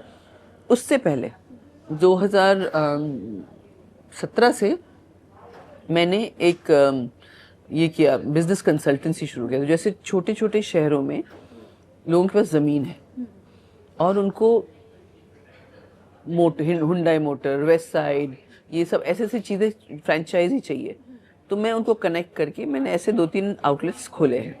तो उसमें से पैसा जो आता था मुझे एज अ कंसल्टेंट, वो भी आता था। तो ये भी मैंने किया है फ्रॉम द बिगनिंग, मतलब लोगों को मिलवाने से लेके उनका लीगल पेपर वर्क करके जब पूरा बन जाए, वाइल इज बीइंग मेड, वो पूरा बिल्ड, ऑपरेट एंड ट्रांसफर वाला जो सिस्टम है पूरा मैंने करके दिया है। लोग जिनके पास, जो 2 टियर सिटीज में जिनके पास होता है ना, हाई नेटवर्थ इंडिविजुअल्स, ऐसे अभी एक और 1-2 जगह पे बातचीत चल रही, रांची में चल रही, लखनऊ में एक है, तो मैं वो भी करती हूँ। बहुत सारे NGO से भी जुड़े हैं आप, HIV पेशेंट्स के लिए भी आप बहुत जी, सारे काम मैंने कर रहे सबसे हैं। पहले सोशल वर्क वहीं से शुरू किया था। तो मैम ये थोड़ा आपके दिमाग में कहाँ मेरा से अपना आया था कि NGO है। कुछ ऐसा हेल्प मुझे करना चाहिए लोगों के लिए, कुछ ये मुझे- शुरू से मेरी आदत है। हमारे घर में भी जब मैं छोटी थी, घर में कोई काम करने के लिए कोई घर पे, मतलब जैसे धोबी आ गए या कोई ब्रेड वाला आ गया, तो उनको चाय पूछना ही, तो हमारी मम्मी ने सिखाया है सबको चाय पूछो, कुछ खिलाओ, अगर लंच टाइम है तो लंच खिलाओ। तो ये हमारे बचपन में मेरे सारे भाई बहनों के अंदर है। और मेरे पास जो, मैंने शुरुआत की थी NGO में विद एड्स एक्टिविज्म, ठीक है, एड्स के बारे में बताना सब लोगों को। 1987 की बात है, वहाँ से मैंने शुरू किया था। उसके बाद फिर मैंने 2004 में मैंने शुरू किया अपना ये क्या बोलते हैं, एक NGO जो मेरी सहेली है उसने वो स्टार्ट करना चाहती है एजुकेशन में।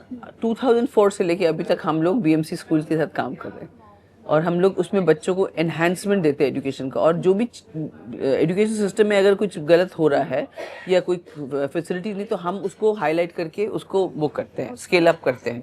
तो we do that kind of thing. It's called chip, मेरी NGO का नाम चिप है। और एक है जो हम औरतों को एम्पावर करते हैं, तो उसमें हम औरतों को स्किल सिखाते हैं, सिलाई, कढ़ाई, ब्यूटी, स्कूटी चलाना, ये सब चीज़ें हम उनको सिखाते हैं। मैम ऐसा कहा जाता है कि, मतलब कहा ही जा रहा है, जाता नहीं है, कि गवर्नमेंट फीमेल्स के लिए बहुत कुछ कर रही है, लेकिन कहीं ना कहीं आप देख सकती हैं क्राइम जो है कहीं ना कहीं, मतलब जो छोटी छोटी सिटीज़ हैं वहाँ पे भी हो रहे हैं। कई जगह ऐसी भी है जहाँ पे फीमेल्स आज भी एजुकेशन नहीं पा रही हैं। तो क्या कहना चाहेंगे आप ये टॉपिक पर? अभी हमारे देश में बहुत कुछ होना बाकी है। मैं आपको कहती हूँ, मेरी यूथ से ये कहना है, स्पेशली ये जो फैंस जो एक सेलिब्रिटी के पीछे लगे रहते हैं, किसी ने उसको बोला तो वो दूसरे को ट्रोल करना शुरू कर देते हैं, फिर इतनी आवाज़ बुलंद करते हैं कि वो इंसान डिप्रेशन में चला जाए। मैं ये पूछना चाहती हूँ उनको, आपकी आवाज़ इतनी बुलंद है तो आप कुछ ऐसे इश्यूज उठाओ ना जो देश में इफेक्ट हो रहे हैं। आप एक सेलिब्रिटी के पीछे, जिसको कोई पड़ी नहीं है, उसको सिर्फ आपको यूज़ कर रहे हैं। मतलब यूज़ मीन्स उसने नहीं बोला कि आप मेरे फ़ैन बनो, लेकिन आपके ये फ़ैन फॉलोइंग से उनको फ़ायदा हो रहा है, लेकिन आपको क्या हो रहा है, देश को क्या हो रहा है।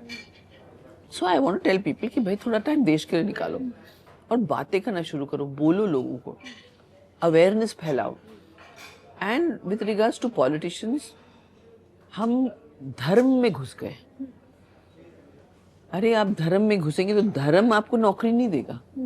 ठीक है, एक भगवान है, सबका ख्याल रखता है, आपका अल्लाह है, आपका भगवान है, जय श्री राम है, हनुमान जी हैं, शिव जी हैं, या जो भी है, क्राइस्ट है, या जैनों के जो गुरु हैं, तो वो है, वो आपका ख्याल रखने के लिए। लेकिन आपको ये चीज़ पब्लिकली जाके आपको इसमें मन मुटाव, इसमें भेदभाव नहीं पैदा करना है। आप ये सोचो कि हम आगे, अगर आप इसी में उलझे रहेंगे, धर्म की घुट्टी पिला के जो पॉलिटिशियंस आपको उलझा रहे हैं, इससे आपको क्या फ़ायदा? आपके बच्चों को नौकरी मिल रही है क्या? हेल्थ सिस्टम ठीक हो रहा है क्या? हिंदुस्तान का जो GDP है वो बढ़ रहा है क्या? तो we have to think all these things. And I strongly believe that हर एक इंसान को, जैसे हम लोग अपने एक परसेंटेज दान में देते ना, तो वैसे ही हमको अपना ब्रेन का 1% देश की सेवा में लगाना चाहिए।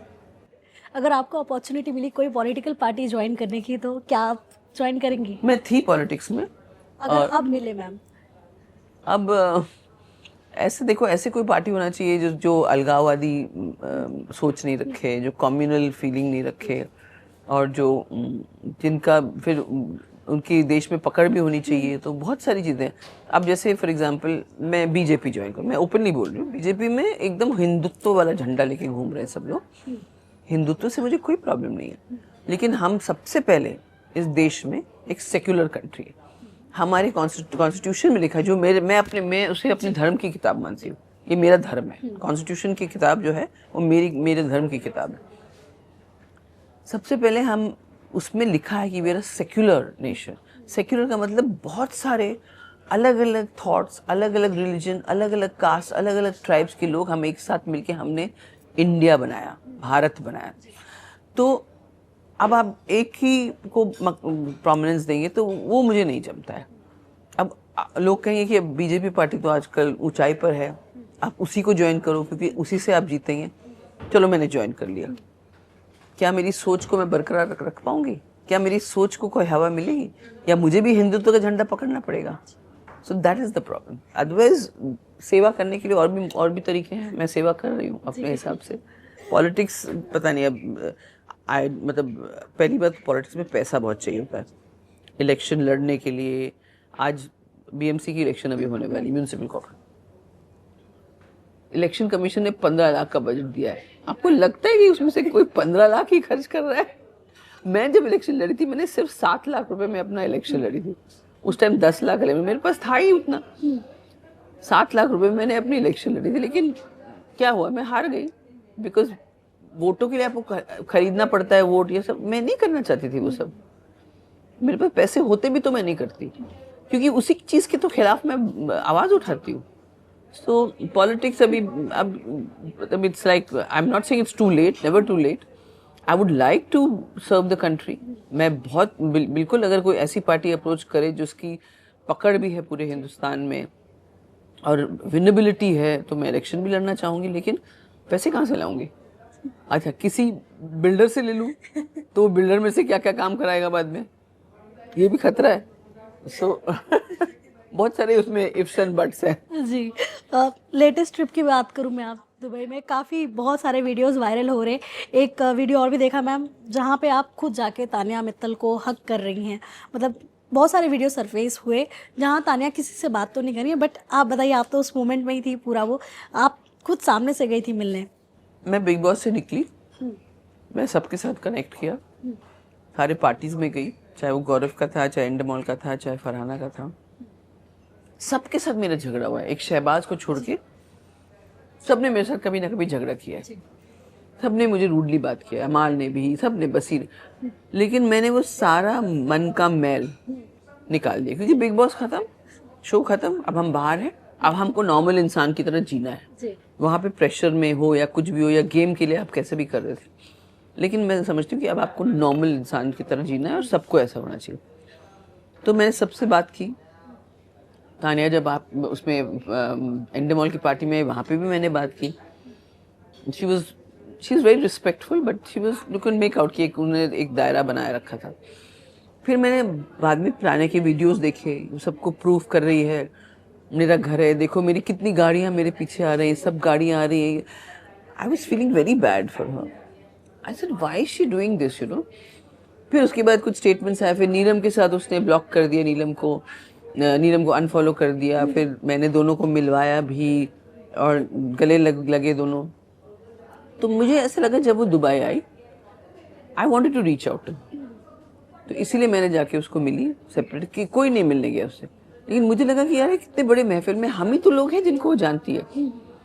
एंड ठीक है, Tania has got her own, you know, she is very confident and all, but ऐसा इट्स हमारा फर्ज बनता है कि कोई उससे बात करे। वो नहीं करना चाहिए, वो बचपना कर रही तो क्या हुआ।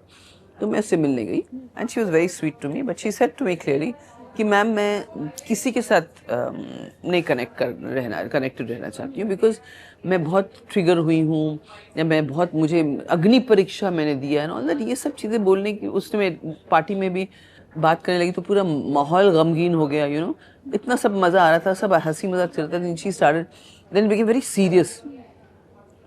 आई am not worried about party getting serious. मुझे ये तकलीफ है वो किस चीज़ के साथ जी रही है. एंड मैं उसको फॉलो भी करती थी. अब लेटली मैंने कल या परसों अनफॉलो किया, not because of anything, because उसका इतना वो आ रहा है ना फीड, इतना फीड आ रहा है, कुछ कंट्रोवर्सीज आ रहा है, कुछ ये आ रहा है, कुछ ये, तो I don't have the time and energy to keep shuffling through that feed, you know. But I really think that अगर वो अपने दिल को खोले और ये सब चीज़ें भूल जाए और आगे बढ़े, आई एम श्योर वो बोलेगी मैं तो, उसने मुझे बोला भी मैं बहुत खुश हूँ मैम, मैं मेरी तो अब फैमिली मेरे साथ है एंड ऑल दैट. अरे फैमिली तो तुम्हारे साथ बिग बॉस में भी थी, not this big boss family. आपकी फैमिली तो आपके साथ थी, उन्होंने कौन सा आपको डिसोन कर लिया था, फैमिली तब भी थी, तो आपको तब ट्रिगर नहीं होना चाहिए था. सेकेंडली आप अपने आप को स्पिरिचुअल बोलते हैं, जो कि मैं नहीं मानती वो स्पिरिचुअल है, वो रिलीजियस है. रिलीजियस है और उसके घर में काफ़ी रिलीजन मतलब है और प्रैक्टिस करते हैं, which is very good. And शायद राम जी बोल के जो वो करती थी, शायद उससे उसको स्ट्रेंथ मिली, जैसे मुझे अपने गुरुजी के लिए बैठ के मेडिटेशन में करके मैं स्ट्रेंथ मिलता था. लेकिन स्पिरिचुअल इंसान को मेरे हिसाब से, कोई somebody can differ, but I feel a spiritual इंसान जो होता है उसको माफ़ करना चाहिए, माफ़ करके आगे बढ़ना चाहिए, बिकॉज कहीं ना कहीं वो स्टक हो जाता है. अगर आप सोचिए उस पार्टी में एक अली नाम का लड़का जो बिग बॉस का कंटेस्टेंट भी था, अली नाम के लड़के ने तानिया मित्तल जो हिंदू है उसे समझाया कि राम जी की क्या सीख है, कि राम जी तो सबको माफ़ करते हैं, आप क्यों नहीं माफ़ कर रहे हैं, आप राम जी करते रहते, लेकिन आप लोगों को माफ़ करने को तैयार नहीं.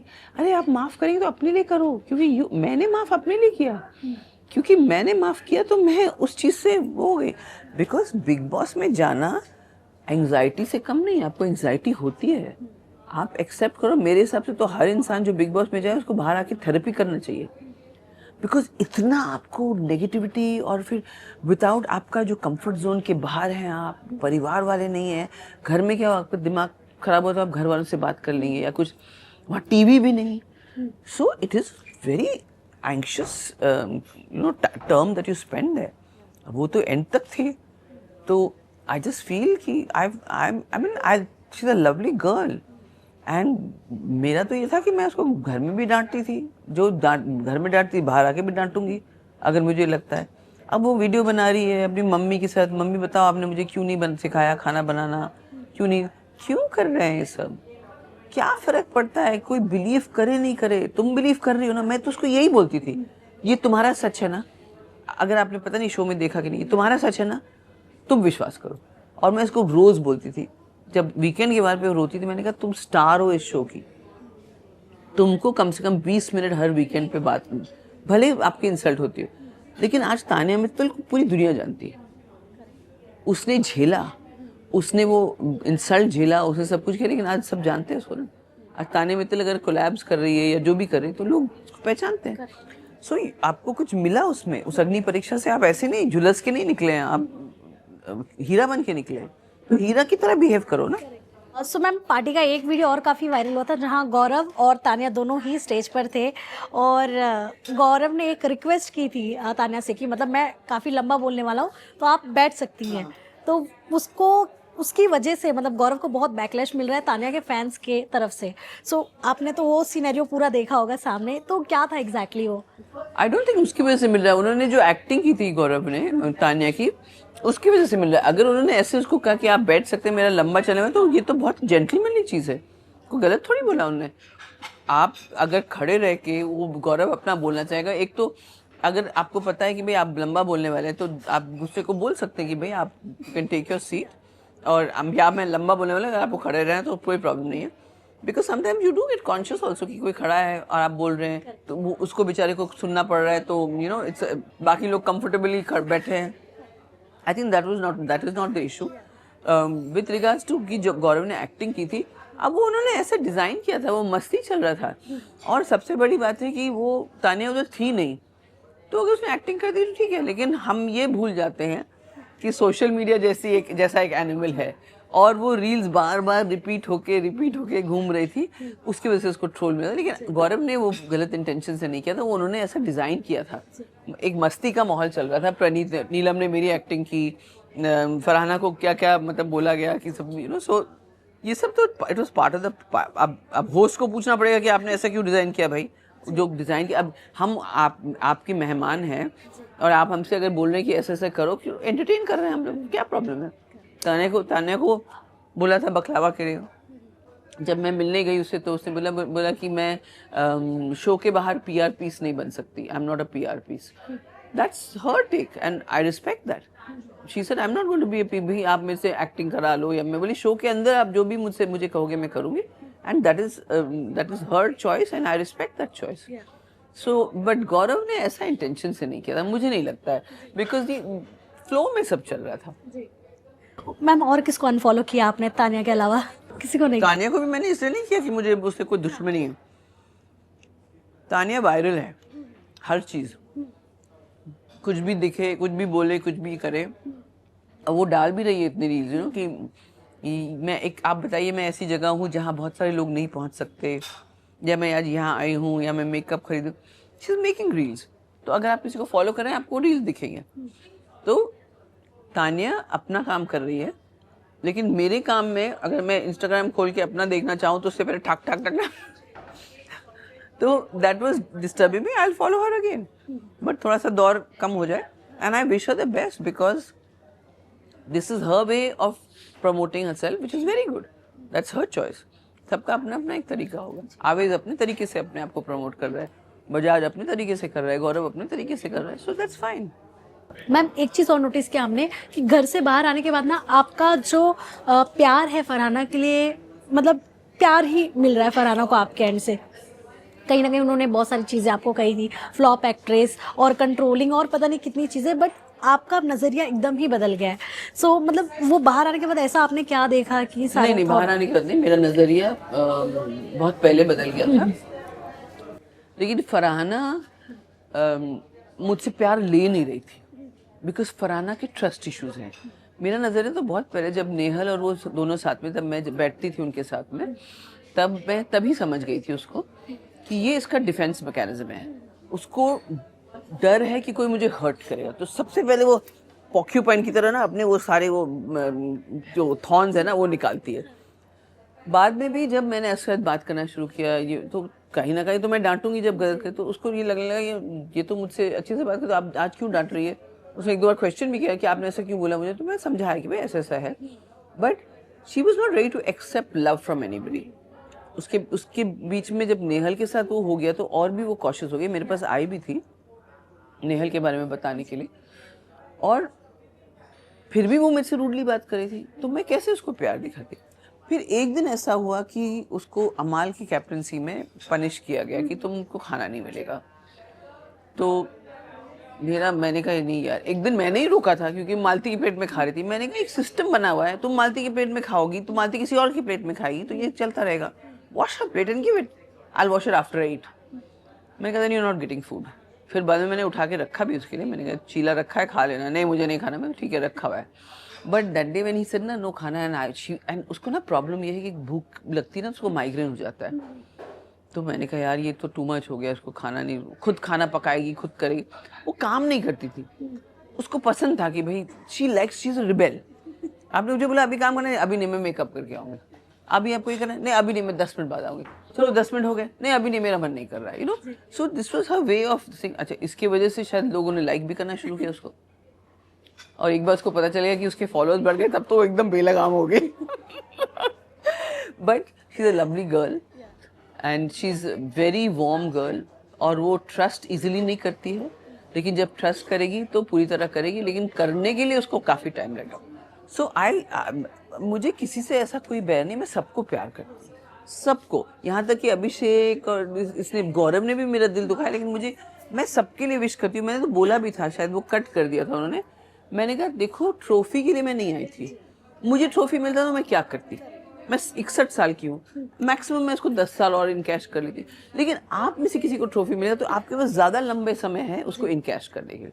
सो आई वॉज वेरी हैप्पी कि 13 हफ्ते तक मैं थी, वो तो बहुत ही बड़ी बात थी मेरे लिए।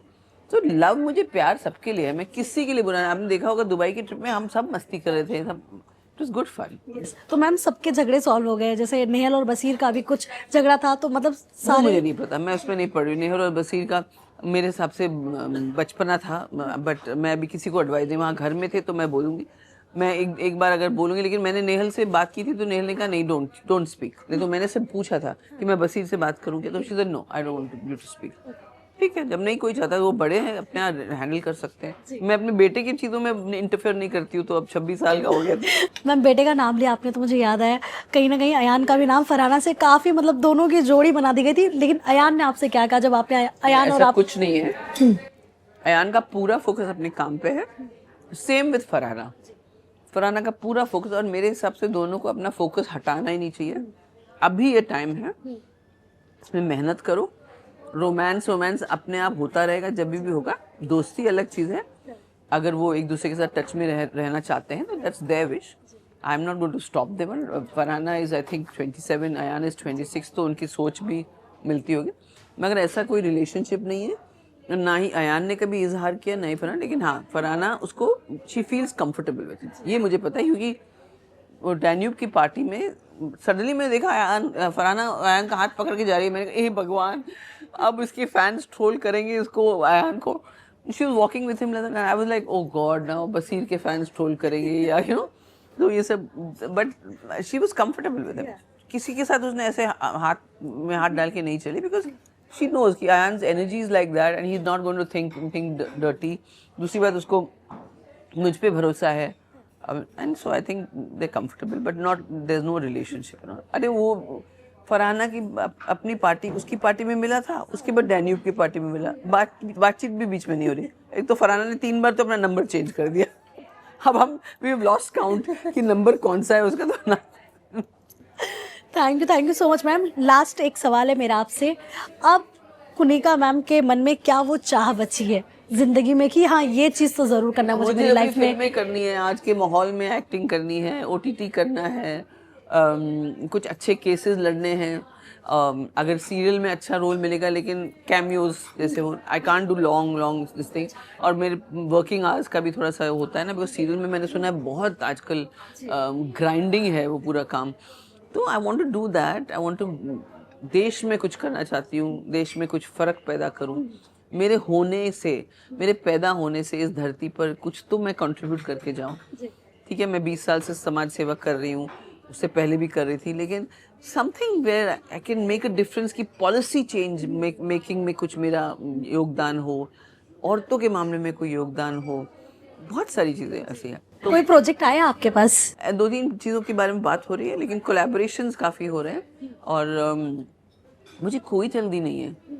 जब सही वक्त पे जब होना होगा, तब मुझे अपने भगवान पे, अपने गुरुजी दादाश्री जी पे भरोसा है कि वो मेरा ख्याल रख रहे हैं, और मैं टोटली समर्पित हूँ। Thank you so much ma'am, बहुत मज़ा आया आपसे बात करने में, एंड आई होप जल्दी आप किसी नए प्रोजेक्ट में आओ ताकि हम दोबारा इंटरव्यू कर सकें। Thank you so much ma'am. Thank you so much, thank you.